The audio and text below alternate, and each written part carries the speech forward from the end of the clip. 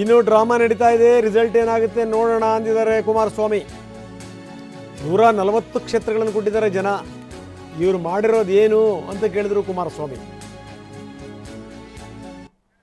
ಕಾಂಗ್ರೆಸ್ ಪಕ್ಷದ ಗವರ್ನೆನ್ಸ್ ಅಲ್ಲ ಇದು, ಕರ್ನಾಟಕ ರಾಜ್ಯದ ಗವರ್ನೆನ್ಸ್ ಆಗಬೇಕಾಗಿರೋದು. ಕಾಂಗ್ರೆಸ್ ಪಕ್ಷ ಅವರು ಸಂಘಟನೆ ಬಗ್ಗೆ ಚರ್ಚೆ ಮಾಡ್ಕೊಳ್ಳೋದು ಅವ್ರಿಗೆ ಸೇರಿದ್ದು. ನಾಡಿನ ಜನತೆ 140 ಸೀಟ್ ಕೊಟ್ಟು ಒಳ್ಳೆ ಕೆಲಸ ಮಾಡಿ ಒಳ್ಳೆ ಗವರ್ನೆನ್ಸ್ ಕೊಡಿ ಅಂತ ಅಧಿಕಾರ ಕೊಟ್ಟರು. ಇವರು ಕಳೆದ 2.5 ವರ್ಷದಿಂದ ಮಾಡ್ತಿರ್ತಕ್ಕಂಥದ್ದೇನು, ಬರೀ ಮುಖ್ಯಮಂತ್ರಿಯ ಕುರ್ಚಿ ಬಗ್ಗೆನೇ ಚರ್ಚೆ ನಡೀತಿದೆ.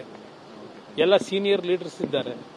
ರಾಜ್ಯದ ಬಗ್ಗೆ ಕಿಂಚಿತ್ತೇನಾದ್ರು ಅವರಿಗೆ ಆ ಜನಗಳ ಕಷ್ಟ ಸುಖದಲ್ಲಿ ಭಾಗಿಯಾಗಬೇಕು ಅಂತಕ್ಕಂಥ ಕನಿಷ್ಠ ಸೌಜನ್ಯ ಇದೆಯಾ? ಆದ್ದರಿಂದ ಈ ಸರ್ಕಾರದ ಬಗ್ಗೆ ಚರ್ಚೆ ಮಾಡೋದ್ರಲ್ಲಿ ಅರ್ಥವೇ ಇಲ್ಲ. Drama is going on. Ultimate drama final stage, what will it will come? We are eagerly waiting. Drama is going on.